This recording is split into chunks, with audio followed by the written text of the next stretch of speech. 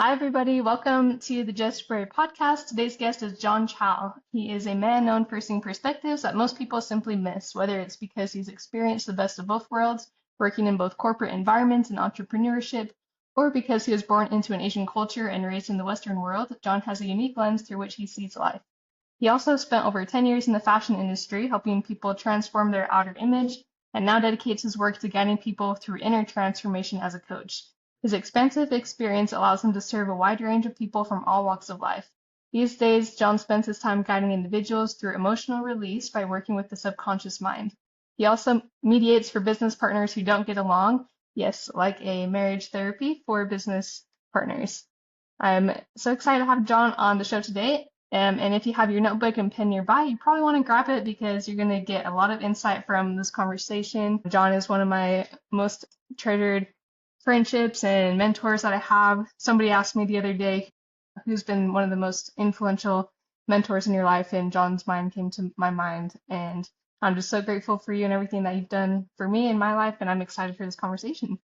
Oh, thanks. No pressure on being able to drop some wisdom today or anything like that, but I love it. And I the other day you had sent me a text out of nowhere just saying that you appreciated me, and I can't imagine having a text or receiving a text from anybody else, but also the kind of text that you sent, and that just totally made my day. So I really treasure these types of friendships and relationships as well. They are few and far between sometimes. It's always interesting when I get those prompts to just text somebody, respond like, "Hey, that was perfect timing," and I'm like, just doing what I feel. So I'm grateful that lined up for you too. Yeah, following our intuition. I feel like following our intuition is something that we haven't been encouraged or taught very much. I was seeing an osteopath maybe 4 or 5 years ago, and he was telling me about how he's trained himself to mostly live by intuition, whether it is what he wants to eat that day or what he should be doing or where he should be going. And I was so inspired by him because at that time I felt quite disconnected from my intuition. And now that I've spent more time cultivating it, it's about taking more time to listen to my intuition and also choosing to obey it, even if it's a big move or a big thing. And it's always turned out to be very rewarding in hindsight. So, more of that. Yeah, and I think fear plays a big role in keeping us on the other side of from in our intuition. What is one practical piece of advice you'd give to somebody who's working on acting on their intuition more? I love that you mentioned the fear part because in reality, if we look at how fear has actually benefited us, we'll be able to see that fear has kept us in a pattern of staying small or not taking risks or actually being completely unfulfilled. And I myself lived in fear for many, many years. And fear also has an impact on our nervous system and also on our organs as well. And so living in fear isn't just energetically we're affected or we're not living in our intuition or we're not as putting ourselves out there as much, but it also can create some chronic illness. And so I would definitely say looking at whether the fear benefits us or not, and then choosing how we can confront the fear if we realize that it doesn't. We have this thing where subconsciously we always do what we think is best for us, even if it doesn't logically make sense. And so that's why we stay in our patterns for so long, because subconsciously we believe there's a benefit for us somehow. For example, if I become seen by other people, I might become rejected or get in danger somehow or whatever. So it's much better for me to stay in my fear and to stay small. And this causes us to self sabotage or have imposter syndrome or whatever that is. And we would think, I don't want this. I want to grow out of this. But in reality, if we don't look at our fear and we stay in the belief that it is better for us in some way, then we'll continue to not listen to our intuition and stay in the patterns that we are in. You just went to some different Joe Dispenza events, and I'd love to pick your brain about how that went and what was the biggest takeaway from those. I would definitely say that my biggest takeaway and what I appreciate the most about what Joe Dispenza does is that he encourages us to embrace the unknown. And embracing the unknown can be extremely scary. And most of the time, we want to be in control. And yet, ironically, staying in control is a complete illusion because the more we try to control things, usually they're not really in control and we're actually out of control, but we try to be in control so that we feel more safe. But in reality, we're creating cycles that don't actually help us at all. And by being in that state, we also really limit what we can attract into our life. And so, for example, I would say in some of my time working with you, there was this control of like, how can I be as emotionally and physically safe as possible by just keeping myself away, let's say, from certain people, or even in some ways, a romantic relationship. And little did we know that you being able to let go of that and release the baggage related to that through the work that we were doing allowed you to be set free from those fears or worries or the need for control in some ways. And through that, by relaxing into who you are, you've attracted a great man into your life. And all of a sudden, the unknown of how he was going to show up or when he was going to show up wasn't something that was too much of a pressure, but you Mm. chose to just be open to the unknown of when and who and how that was going to happen. And it happened. And so, one of the beautiful things about meditation and about opening ourselves up to the unknown is if we have a desire for something, then it means that we're meant for it. We don't get desires for things that are out of our reach. And if Hmm. we have a desire for it and we choose to say, I'm going to really sit into the why of why I desire this, and I'm going to choose into the trust that God or the universe has the ability to fulfill it. Plus, also, I choose to focus on that being something that I also desire to bring into my life. My subconscious mind will start to figure out how to make it happen. And logically, this doesn't make any sense. It's like, hey, we need a business plan, or we need a work back schedule, or we need to say, I need to go to this many bars or this many places to be able to meet a guy and to create possibility or probability for us. But we're not in the game of probability.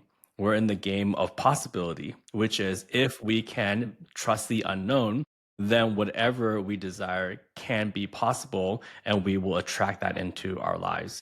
And so at these retreats, they're kind of intense. We wake up, we get there for 6 o'clock in the morning and we meditate basically all day. There are some lessons and stuff in between, and of course, breaks for food and whatnot. And then we typically end at like 8 o'clock at night. And if you go to the 7 day event, you'll be meditating for like 40 hours or some amount of that kind. And it's just really cool to experience both the ability to sit into our nervous system in a particular way and be willing to open to the unknown and also to be involved in something bigger where we are not just there for ourselves, but we're also there for the other people in the room. Wow, that sounds like a very transformative experience and a little bit difficult, especially for people who are used to just being on the go and not sitting with themselves for even a short amount of time.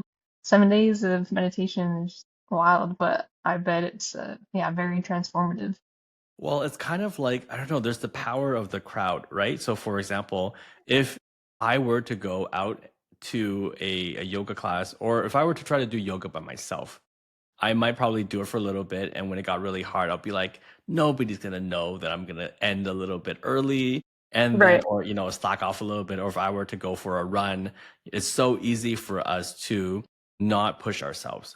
But if we're doing it with other people, then it's like, oh, I can't let Jess see that I'm not, running the entire thing or whatever that is. And we'll push ourselves. I mean, you know this better than I do, and probably what most people do. The physical capabilities that we have is tremendous. And you've pushed yourself and your body so hard to the extreme of not even realizing that you could do that. And it's incredible. And I think we all need to experience that at one point. There was a program that I was in once where we ran a untrained marathon without knowing that we were going to do it. And it's just kind of like, what? And like, sure, it took me 7-ish hours to do it, but I still ran an untrained marathon. And it was one of those things where I was like, wow, I never knew I was capable of that. And we should all put ourselves in that position once. So going to a meditation retreat is great because you're also there with other people and there's the excitement and there's the desire to do it. And so somehow waking up to go to a 6 a.m. meditation doesn't feel so hard. or being there and wanting to meditate for an hour or two doesn't feel so hard because we're also with other people. So if the intentions are there, my first ever retreat that I did was 3 years ago, and I had never meditated before going. And I signed up for a week-long retreat. And little did I know it was something that was going to change my life forever. And so I don't think we need to really know what we're getting into sometimes before we just dive in. Right, just embrace the unknown. Hmm. And I love the collective element that you mentioned because having people there to support you and believe in you as well, that's such a huge factor. I remember one time at the gym, I had started training with my coach, and he's like, "How many pull-ups can you do?" And I was like, maybe two. And he's like, "You're doing 50 before you leave." Did he not just hear me? Like, I can only do two pull-ups. I stayed for like a half hour just doing one, two at a time, and I got it all done. But I was like, wow, like sometimes we just put that time limit on ourselves where really we just need to take it a bit at a time and allow ourselves to do the thing at the time that it takes. Absolutely. And that's why I think people who put themselves in positions like yours, where you choose to push your edge and to see what you're made of, it's so remarkable to see how much confidence we can grow in ourselves and Mm. how much connection we can grow in ourselves. And just seeing you blossom in the last couple of years doing that, and just knowing like, hey, if I can do this, I can do other stuff. And you Yeah. being willing to do a retreat or to try this or to try that has been so cool to watch. Well, thank you. Yeah, sometimes I feel like I'm just trying all this stuff and seeing what works, and it's kind of fun. I was thinking about how life really is a puzzle, and when you're putting a puzzle together, not every piece that you pick up is gonna fit right away. Like sometimes we pick up that piece and we like get used to it, we study it, and then it doesn't fit at that time, so we just put it back down, move on to the next piece. And I feel like that's what I've been doing the past 2 years. Is just like, oh, my intuition is leading me to this space, so I'm just gonna pick up this puzzle piece and start developing a program here, putting together this community here, and then it's all kind of coming together at the right time. So it's been cool to see that path. What a brilliant thing to share. And I think for anybody who's listening who feel like they're doing something that feels completely irrelevant to anything else that they're doing and they feel like they're wasting their time and they're not sure why they're doing it, this is such a great thing for them to rewind and listen back to because it's so true. I remember going to college and I didn't know what I wanted to do, so I studied biochemistry and it was not what I wanted to do at all. I ended up dropping out of the program and I went to business school instead. And then I became a corporate recruiter. And then I became a headhunter. And at the same time, I worked in retail. And somehow, instead of continuing in the recruitment space, I went to work for high fashion.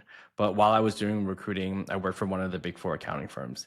And then after that, I worked for a startup that did men's custom suiting. And then I went to work for Saks Avenue, and then I went to work for American Express, and then I was interested. I've done a whole bunch of like wedding planning and emceeing and stuff like that, just out of interest as well. And sometimes I look back at my life, I'm like I wish I just stuck to one thing and did that one thing and made something of myself in that one thing and went down the linear path because we see other people go down the linear path and it seems like it's so stable or they get the results. But little did I know, all the stuff that I've done has made me very relevant to a lot of my clients right now. Right. So, Hmm. for example, in this case, if people were to look at us and say, hey, this is an Asian guy who has a certain background in a certain way with certain experiences, why should he be coaching someone like Jess? And in what way could a man offer guidance or wisdom to, let's say, a woman, especially in the parts of our time where we talked about being in your feminine energy?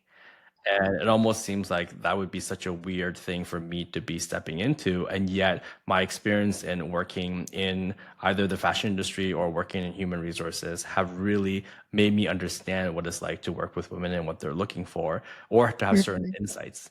And so, if we disqualify ourselves from the ability to help other people just because we would want to just do one thing and not expand the experiences that we have, then we really rob ourselves of what we could do in the future. Yeah, for sure. I love that you walked through all those different jobs that you've had because actually, like 2 days ago, I wrote down a list of all the jobs that I've had, and then just looked at that, and then on the other side I wrote down like who is Jess, and I just wrote down all these attributes and titles and themes and ways that I see myself, and then from that used it to help me with the next thing that I was working on.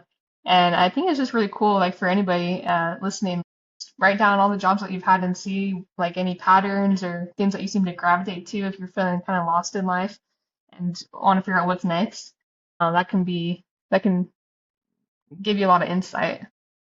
And go ahead. I was also just going to mention that I didn't know you worked for the one of the big four accounting firms, but that's probably how we got linked up on LinkedIn in the first place when I was working at an accounting firm. I was probably like a recommended friend from that, so that's cool. Yeah, maybe there are all these things that we just feel like we need to do at certain times of our life. And at that time of my life, I just really wanted validation. And so working for a big company kind of made me feel a little bit more important. But also, I feel like when we put ourselves in large organizations that have very, very high standards, it just automatically raises our standard as well. And so when I worked at Ernst& Young, it allowed me to really work on my writing skills and my ability to be organized and to do multitask and do different things at the same time and to be able to have time management and all these other stuff to get me to the grow in a certain way. And it was such a beautiful environment for growth. That I also experienced hardship and being burnt out and all this other stuff? Sure, potentially. It was actually a great, I have no negative thing to say about the organization. It was great to work there. And it just, every environment has its way of shaping us.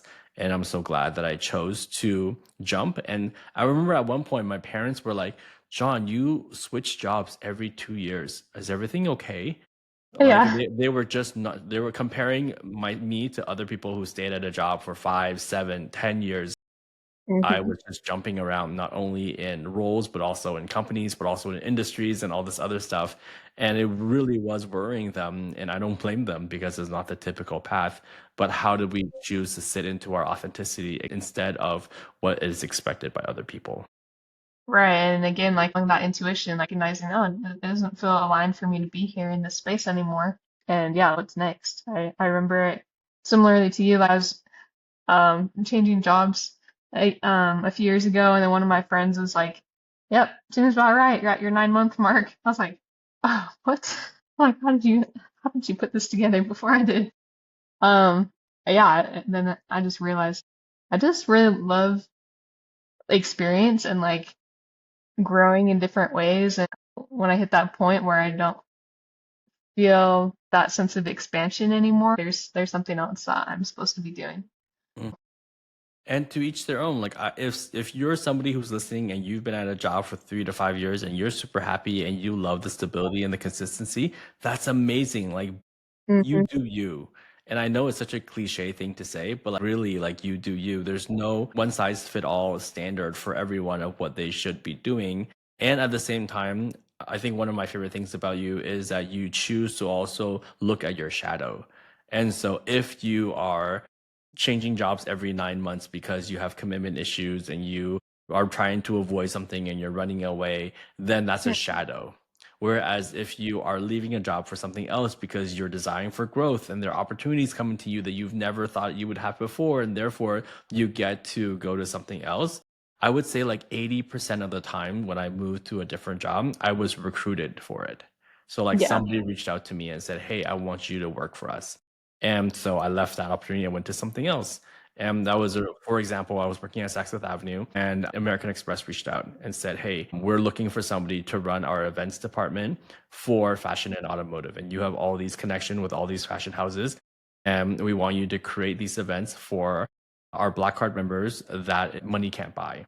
It would be so like, it seemingly is so random for me to move from, let's say, luxury retail to a corporate world. But because I've been in the corporate world before, I know exactly what to do and how to operate and the politics and all this other stuff. And I Mhm. killed it at that job. And so it's like when we're just doing what we're doing and we're so happy doing what we're doing, then the universe either allows us to keep going because that's the environment that we're meant to be in, or it invites us to something else. And either way, there's no need to be judgmental of it because that's the path we're meant to be on. You mentioned earlier about the some of the work that you and I did with the releasing emotional baggage and the NLP work, and I want to talk a little bit more about that and just have you share a little bit more about NLP and the benefits. Yeah, just tell us a little bit more about that. I love this topic because it's so fascinating.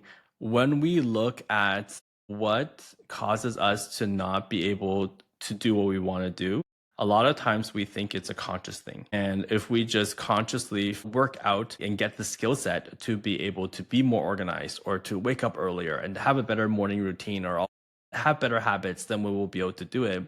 But in reality, you can have all the habits that you want to develop. And if there's something subconsciously blocking you from doing it, then it won't make any difference. And a great example of it is we can say all the affirmations we want, but if subconsciously we don't believe in that affirmation, then it's not going to really make any impact. And so then what do? We need to access the subconscious mind. And this is where understanding that beliefs are where everything really comes from. And what are beliefs?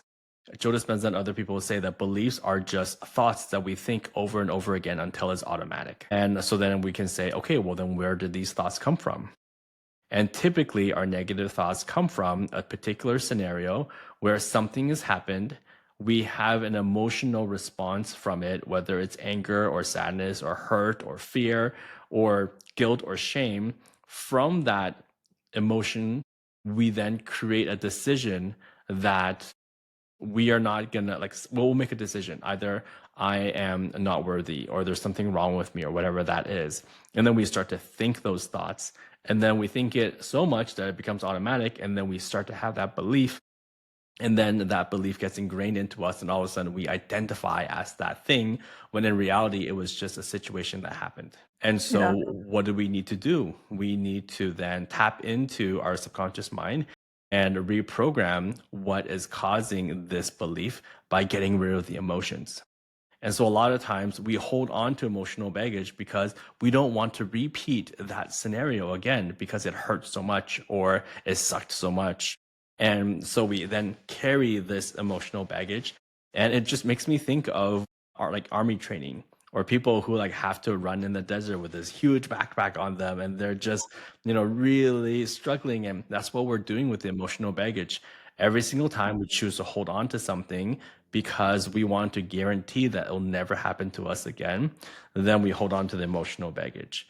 So what we do instead is through subconscious emotional release, like the sessions that we did, where I'm able to help people essentially learn the lessons that they need to learn to be able to trust their subconscious mind and then release the emotional baggage, which then releases any of the beliefs and also triggers that are there.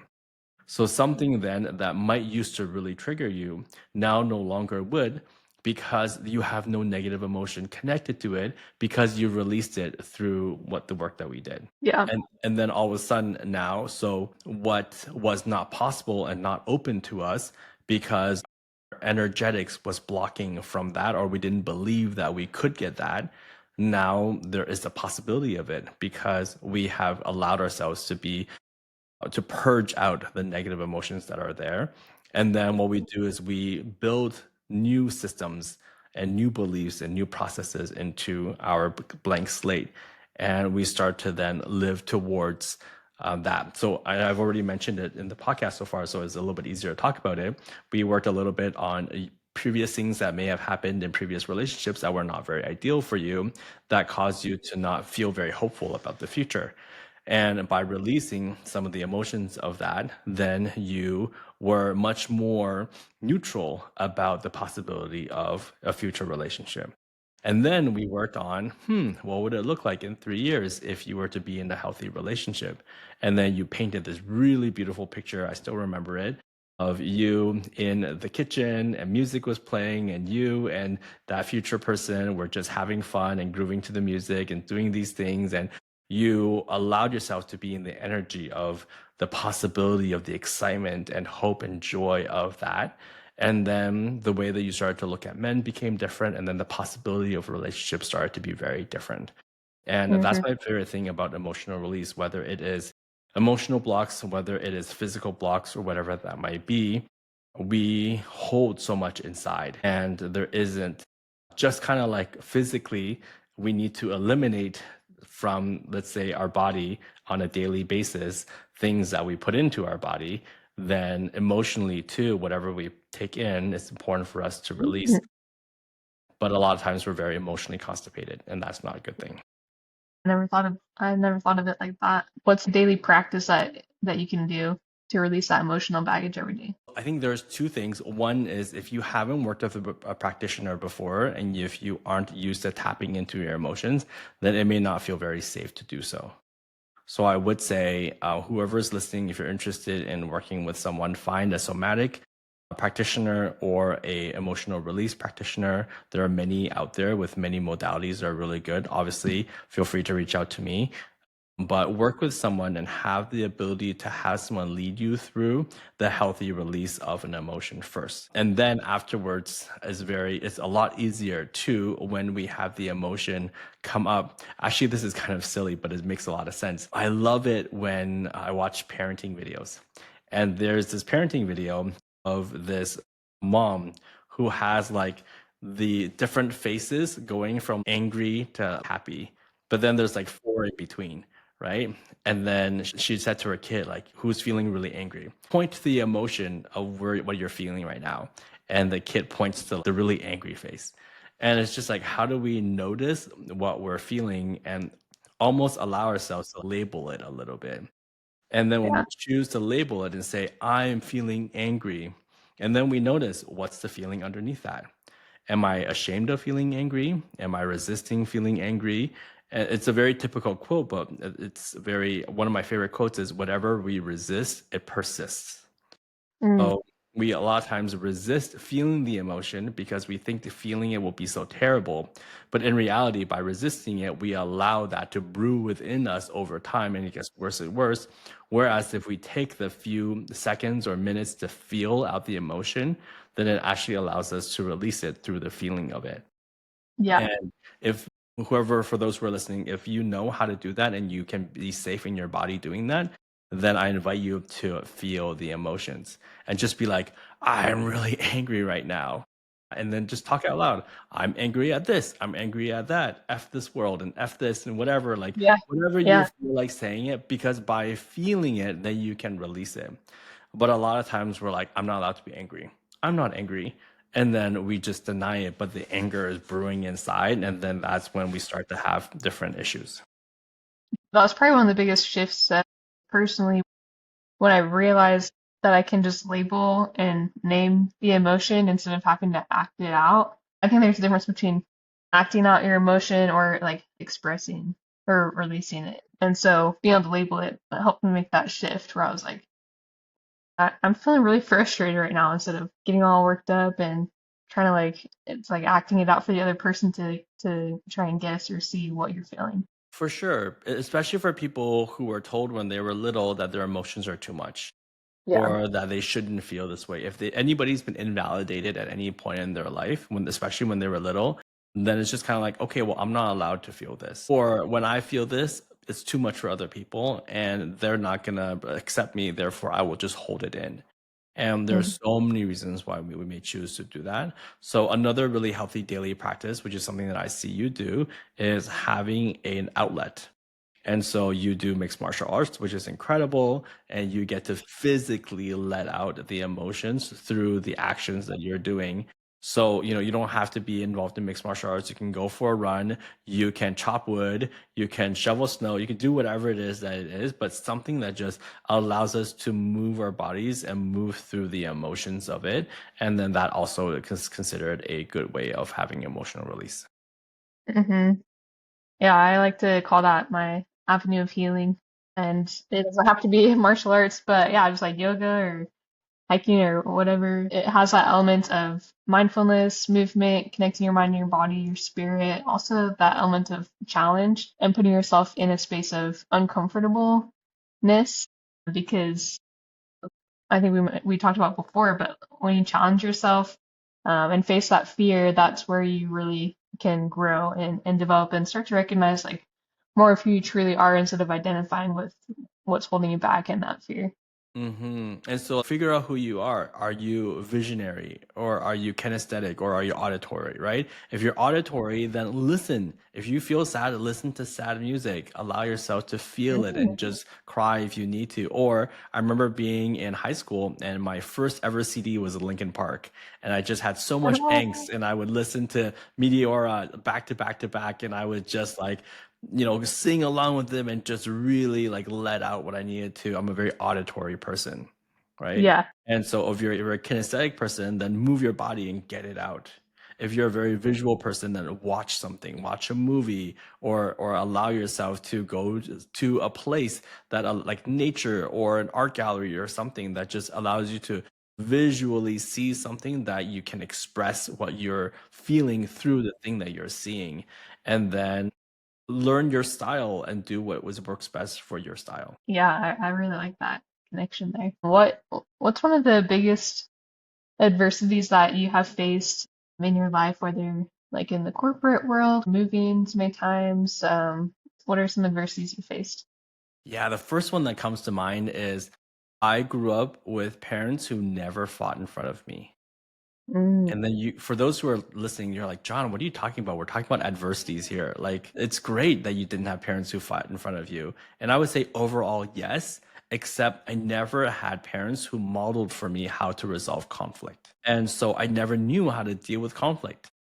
And it wasn't until I was in my early 20s ish. And I remember like several jobs back to back. Like, I remember being at one time because I had done several years of biochemistry in college and I dropped out and I did business school after I was kind of late in graduating. So I worked full time in luxury retail while I was in school full time so that I could just get school over with. And I remember like that job that happened while I was in school, the job after that while I was working as a recruiter in Ernst& Young, the job after that when I was, doing something else, it was like 3 or 4 jobs in a row. There would always be one person who just really didn't like me. And I would try my best to be the most likable person. And the more I tried to make them like me, the less they liked me. And I just had to sit into the discomfort of the conflict. But through those painful scenarios and also other things, I learned how to deal with conflict without it really affecting my nervous system. And at one point, I also just had to learn there are going to be people who don't like me. And if I continually change myself to be what other people wanted me to be so that they would like me, then it means that I'm constantly abandoning myself and who I really am. And so at the end of the day, am I going to choose to be myself and love myself and feel comfortable with myself and be okay that other people don't like me because that's not really my problem? Or am I going to continue to abandon myself for the sake of other people and then feel like I've lost myself and I don't know who I really am? What are what's one other adversity that you've noticed when working with business owners who aren't getting along, and how have you worked on that? I think this is relevant to business owners, but also just to people in general. And I was actually going to share this as my second adversity. A lot of times when we are in conflict with other people, we think to ourselves, this person just needs therapy. Or like, if only this person could do something to get out of their state, then we would be so good. Because clearly the problem is not with me. Clearly the problem is with them. And a lot of times, what we don't realize is that the situations that we're in and the conflicts that we're in, our soul actually has attracted that into our life for us to learn something, for us to change. And when we choose to learn a lesson or to change and to be a different person, then the other person responds to it easily. And so I'll give you a great example. I have an older brother who's 5 years older than me and we never got along ever since almost like I was born. And he just didn't understand how to be an older brother. There was some disconnect with him. I don't know what it was, but regardless, we were very disconnected growing up. And we were even estranged at one point. And he would be someone who always triggered me, and I would make myself small in order for him to not have his emotional outbursts and all this other stuff.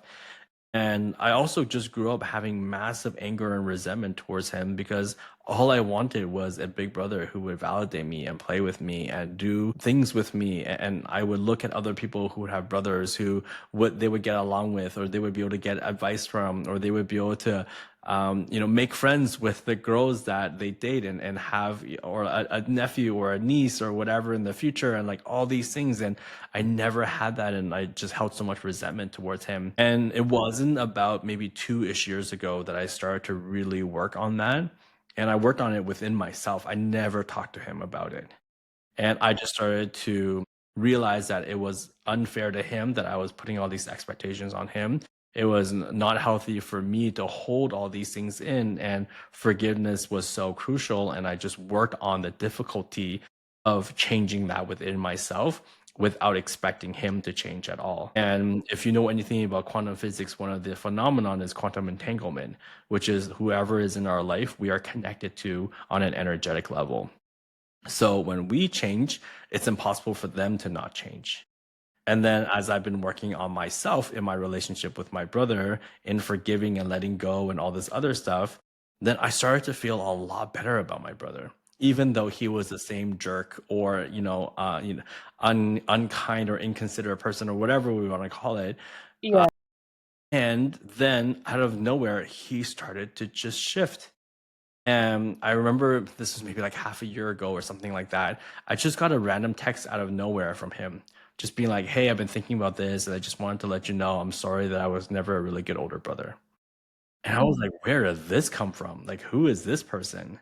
And then from then, more and more changes and shifts and growth and all this stuff started to happen on his end. And I've never talked to him at all about the stuff that I've been doing on my end of healing my relationship with him.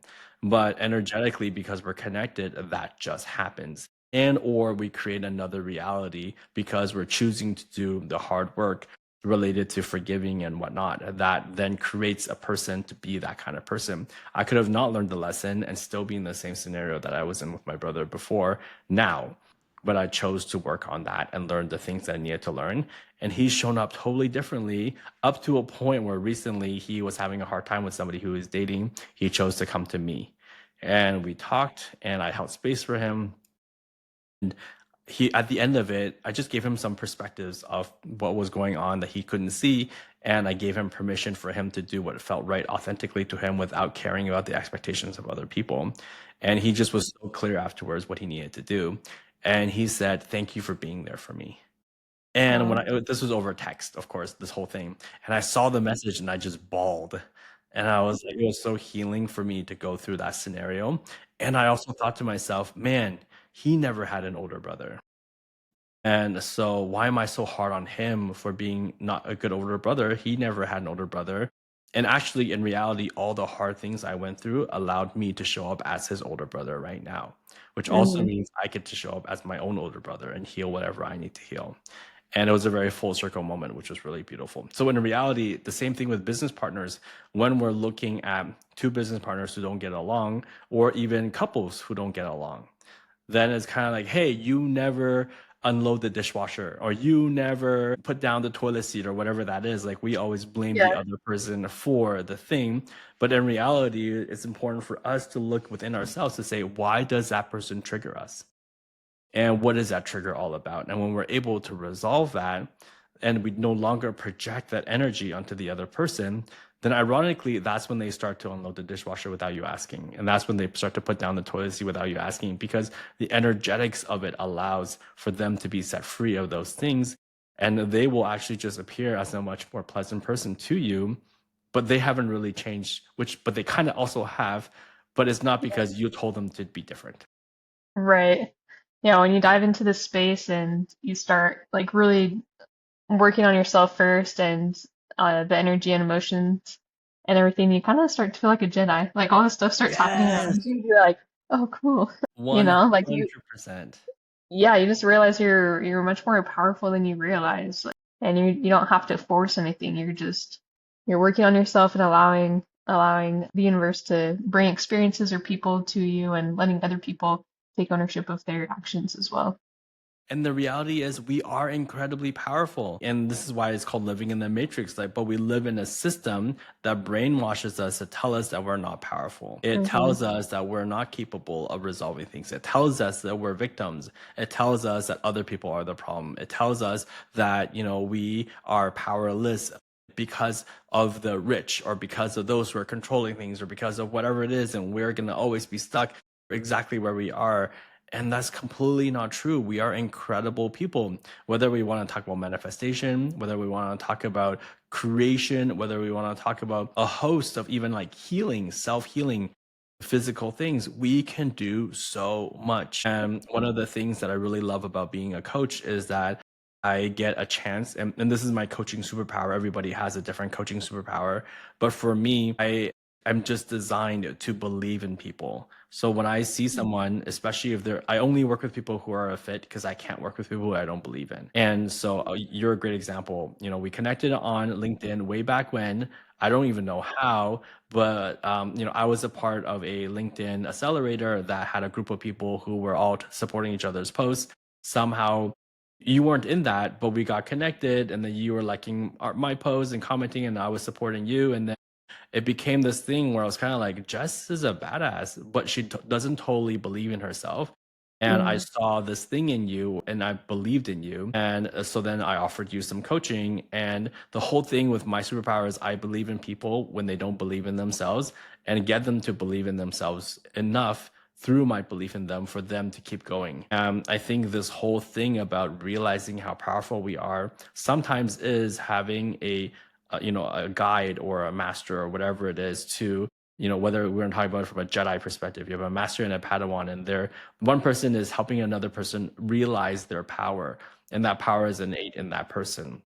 So it wasn't me. I didn't make you more powerful. You've always been powerful to start. I've just helped you see more of how powerful you actually are. Yeah, and I'm super grateful for that because, yeah, I really benefited from you helping me to believe in myself that way, deciding to start my own business and really just lean into that power that I knew that I had. And um, I think we're always on that journey, believing in ourselves more and more and more.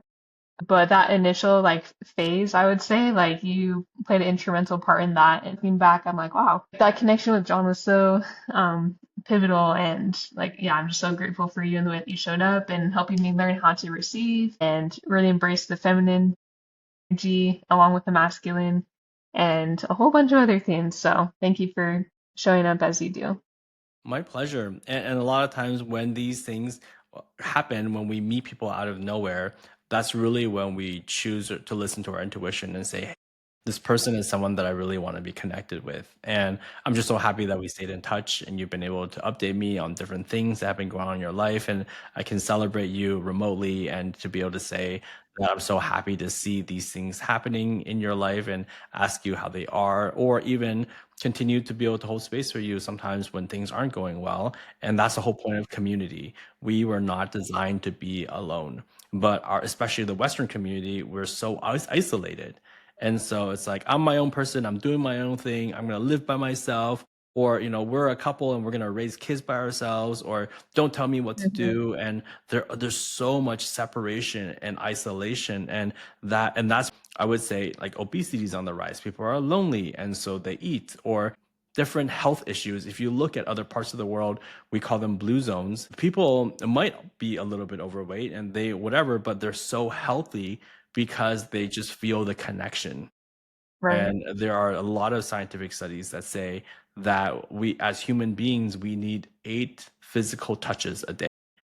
And that means that whether it's a hug, or if it's a hand on the shoulder, or it's whatever that is, we need physical contact every day to have our nervous system feel regulated, or to have enough dopamine or whatnot. And I just don't know how many people, I don't get that every day. And I don't know how many people do. And it's because Yeah. we just want to be so independent. You made me think about my time in the military, like my initial entry training was like a year and a half, and during that time you're not allowed to touch each other or hug or whatever. One time it was probably like a year, and I was like, I am just so touch deprived. I just want somebody to give me a hug, and I was like so disconnected. But it's, I don't know how many people are going to be in that scenario, but maybe when you do find yourself feeling super lonely, just intentionally like holding yourself or just, bringing that to yourself, that can be really helpful if you don't have another person.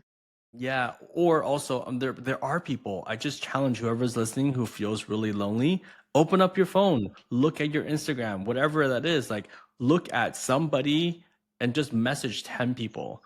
I bet you're gonna get at least two replies. And then from that, talk to them and connect with them. We're never as isolated or as lonely as we think we are, but we Mhm. are brainwashed to think that, oh, I don't want to reach out to this person, I'm going to be a bother, or I'm not in a good headspace and so I shouldn't reach out to them, or asking for support is needy and nobody wants to be around needy people, and all this other bullshit that is connected to it. But in reality, we all are in need of each other, and it's okay.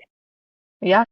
Yeah, and that's a great point. Like even if you're at the grocery store, like just some random person, like, use uh some like critical thinking there with who you approach, but like, there I bet the person next to you is feeling that same way, you never know. Absolutely. And then I would also say, let's challenge the over sexualized culture that we have. And it's very unfortunate, but if we really ask how many men have a platonic friendship with a woman, the amount is very little. Well, if you don't have interactions with women, what makes you think that you're going to be successful in a relationship with a woman later on in life? Hmm. And if everything that you do is you talk to someone and you think that they're interested in you and you want to get into their pants, then like how healthy is that dynamic really going to be? Right. And we didn't used to have that. We used to grow up in tribes and villages where there were lots of interactions between men and women from different generations and different age groups. And there would be so much interaction where we got to learn from them. And every boy had multiple people who were moms and aunts and people that they could rely on and ask questions to, and multiple big sisters and friends. And it wasn't just about, oh, I'm only connecting with a woman because I am only interested in being in a romantic relationship with them, and that's it. And I just feel like that's so narrow. And so, obviously, I think it's also up to the man to provide safety and security for a woman to feel comfortable enough being in friendship with them. But I think we really need to look at how many dynamics we have with different people. And if all of our friends are only guys or all of our friends are only girls, then let's figure out why that is and how we can really expand ourselves for the healthiness of not just us, but the community that we can be in. Yeah, that's a great point. So important to have friendships with people of all ages and both genders. So I love that point. Thank you. I could talk to you all day, but I want to wrap up with this one question. Yes.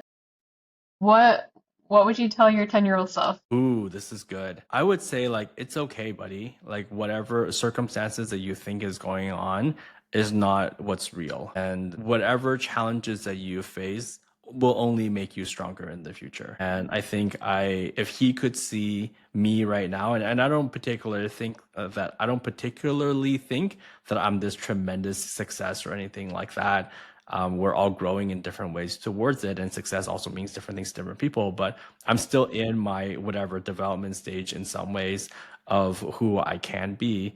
However, if my 10-year-old self could see me today, I think he'd be really proud and realize that it was worth all the difficulty and the isolation, the loneliness, or feeling misunderstood, or not having what he wished he had. Because in one sense, I chose to let the adversity support me to become a better person versus letting the adversity cause me to be a victim and go down into a worse place. So that is what I would say to my 10-year-old self. So powerful. Thank you. Is there anything else that you would like to share with the audience before we close?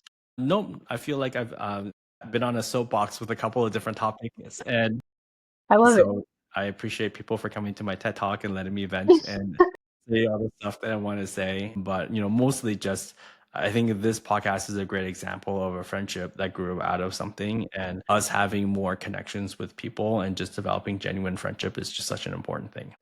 Thank you so much. I feel like my viewpoint of the world and reality expands every time I talk to you. So I'm just so grateful for you and appreciate your support and your wisdom, your belief in yourself and in me and everybody that you help. So thank you, John. Anybody listening?